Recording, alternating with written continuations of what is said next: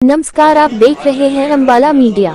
पीड़ित माता पिता की वर्तमान में बढ़ रही दिक्कतों और उनके दुख की घड़ी में हेल्प के लिए पीड़ित माता पिता भलाई मंच का गठन किया गया है। मंच हरियाणा के सभी जिलों में ऐसे वर्ग के लोगों से संपर्क अभियान में हर जिले में प्रेस वार्ता कर रही है और लोगों को जागरूक कर रही है। पीड़ित माता पिता भलाई मंच रजिस्टर द्वारा आज एक निजी होटल में प्रेस वार्ता की गई।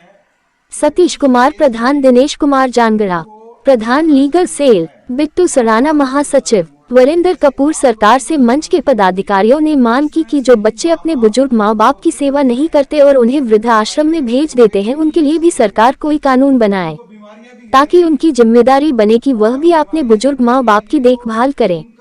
सारी उम्र बुजुर्ग अपने बच्चों के लालन पालन में उसे एक अच्छा व्यक्ति बनाने में अपनी जीवन भर की कमाई लगा देते हैं। जब बच्चे अपने पैरों पर खड़े होकर स्टैंड हो जाते हैं तो बुजुर्ग माता पिता को छोड़ देते हैं, उनको अकेला छोड़कर उनसे किनारा कर लेते हैं। आइए सुनते हैं क्या कहा प्रेस वार्ता में इस मंच के पदाधिकारी ने। आप सभी जो मीडिया से संबंधित यहाँ पर हमारे बुलावे पे आए हैं, उसका बहुत बहुत तहे दिल से धन्यवाद। और मैं इंट्रोड्यूस करवाता हूँ सबसे पहले अपने आप को। मैं दिनेश कुमार जांगड़ा हूँ और पीड़ित माता पिता भलाई मंच का लीगल सेल का प्रधान हूँ और एग्जिस्टिंग वाइस प्रेसिडेंट हूँ Punjab and Haryana high court bar association का। हमारे साथ पीड़ित माता पिता भलाई मंच के प्रधान सतीश बंसल जी हैं और मेरे साथ बैठे हुए हैं बिट्टू सराना जी, जनरल सेक्रेटरी हैं। वरिंदर कपूर जी हमारे एग्जीक्यूटिव मेंबर हैं और हरनेक जी हमारे एग्जीक्यूटिव मेंबर हैं पीड़ित माता पिता भलाई मंच के। ये जो हमने इस पीड़ित माता पिता भलाई मंच का जो गठन किया है, वो कुछ एक उद्देश्यों को लेके किया है जो समाज में अब बेसिकली एक कुरीति, मैं उसको कहूँगा कि जो कुरीति अब फैल चुकी है, वो ये है कि जो बच्चे हैं जब उनके माँ बाप वृद्ध हो जाते हैं तो उन जो बच्चों की जो मंशा हो गई है वो उनके साथ रहने की नहीं रही है। वो हमेशा इंडिविजुअलिस्टिक अप्रोच हो गई है कि वो अलग रहना चाहते हैं, अपने माँ बाप को वृद्धाश्रम में छोड़ेंगे या उनको अपने हाल पे छोड़ के वो निकल जाते हैं। दो तरह से मैं कह सकता हूँ कि समाज में जो है सिनेरियो जो बन रहा है, वो माँ बाप ऐसे हैं जहाँ पर जिनके पास धन धान्य की कमी होती है, पैसे नहीं होते हैं, वहाँ पर तो वो बच्चों से ये भी जो है ना चाहते हैं कि उनको मेंटेनेंस मिले, गुजारा भत्ता मिले। परंतु कुछ माँ बाप जो इस समाज में हैं वो इस तरह से भी हैं जिनके पास धन धान्य की कोई कमी नहीं है, परंतु स्टिल दे वांट कि जो चिल्ड्रन हैं वो उनके साथ ही रहें। उनको क्यों ना मिले कि वो भी पोता पोती के साथ खेल सकें। इमोशनल जो उनका अटैचमेंट है अपने बच्चों के साथ, वो उनके साथ टाइम गुजारना चाहते हैं। और जो बच्चे अपने माँ बाप का ख्याल रख सकते हैं वो तीसरा व्यक्ति नहीं रख सकता। ना ही वो वृद्धाश्रम रख सकते हैं और ना ही पड़ोसी रख सकता है और ना ही यदि रिश्तेदार के पास अपने माँ बाप को छोड़ दिया जाए तो वो ध्यान रख सकते हैं। तो हमारी जो मेन गुजारिश है सरकार से वो ये है कि इस तरह का कानून पारित हो, जैसे यदि if I should give the example, हमारा एक हिंदू मैरिज एक्ट है, उसमें यदि वन ऑफ द स्पाउस यदि छोड़ के चला जाता है, चाहे हस्बैंड हो चाहे वाइफ है, तो उसमें एक सेक्शन 9 का प्रोविज़न बना हुआ है। वो प्रोविज़न ये बना हुआ है कि वो कोर्ट में जा सकता है, कोर्ट में जाके डिक्री ले सकता है। कोर्ट इटसेल्फ डायरेक्ट करती है, यदि हस्बैंड गया है तो वाइफ को डायरेक्ट करेगी कि आप साथ में रहें भाई, और यदि वाइफ गई है तो हस्बैंड को जो है ना डायरेक्शन दी जाती है कि आप साथ में आके रहें। इस तरह का कोई प्रोविज़न माँ बाप और बच्चों के लिए ऐसा नहीं है। हाँ, एक सीनियर सिटीजन एक्ट 2007 का गठन हुआ, जहाँ पर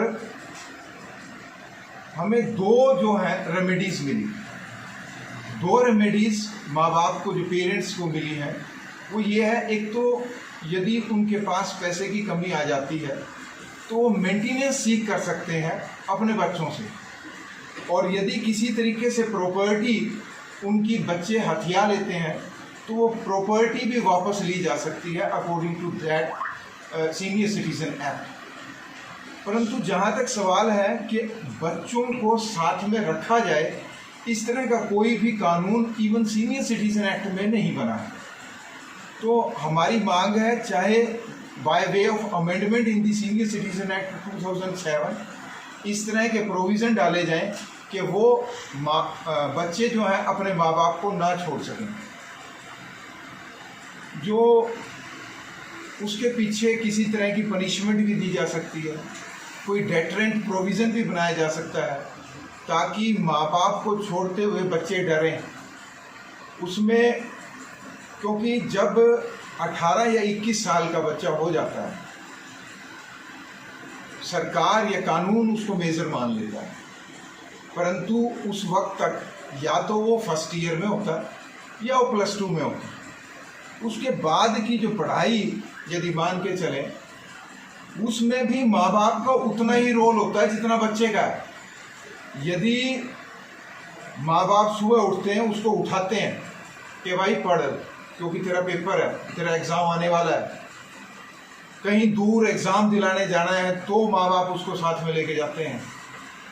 तो हर तरह का प्रयास, मॉनेटरी तो साथ में है ही है, इमोशनली, मॉरली, एथिकली माँ बाप उनके साथ रहते हैं कि वो अपने जीवन में समर्थ बन सकें और अपने जीवन को सही तरीके से चला सकें। जब वो 27-28 साल में जब समर्थ बन जाते हैं और उनको एक अच्छी नौकरी मिल गई या एक प्रोफेशन से जुड़ के वो कमाने लग गए, उसके बाद में शादी हो गई, शादी के बाद एकाएक ऐसा चेंज आता है कि वो बच्चे जो हैं माँ बाप को छोड़ जाते हैं। वो अपने बच्चों को अच्छी शिक्षा देता है, अच्छा पढ़ाने की कोशिश करता है, अपने सुपर बच्चे को लेके जाता है। यहाँ जॉब ना होने के कारण बच्चों को हम विदेश भेज देते हैं, या किसी अच्छी इंडस्ट्री के लिए अगर उसको अप्लाई करते हैं तो वो जॉब यहाँ नहीं है, तो साउथ साइड की तरफ है। तो बच्चे जब जाते हैं और वो वापस नहीं आते, 80% बच्चे वापस नहीं आते। माँ बाप पूरे सपना संजोए बैठे रहते हैं, वो अपने बच्चों के लिए, नूह के लिए गहने वहने बनाए बैठते हैं और वो बच्चे नहीं आते। हम ये चाहते हैं कि वो बच्चे उसके बाद वो लिंकिंग नहीं रखते माँ बाप से।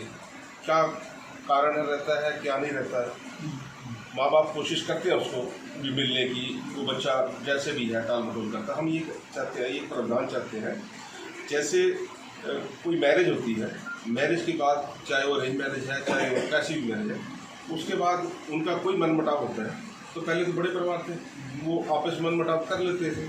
आज की डेट में रहा नहीं, वो चले जाते हैं पुलिस स्टेशन। पुलिस स्टेशन में क्या है, प्रावधान है कि वो आपस में उनकी काउंसलिंग होती है, 1 बार 2 बार 3 बार। उसके बाद अगर नहीं बनती तो फिर कोर्ट में चले जाते हैं, कोर्ट में भी जाके वो काउंसलिंग होती है।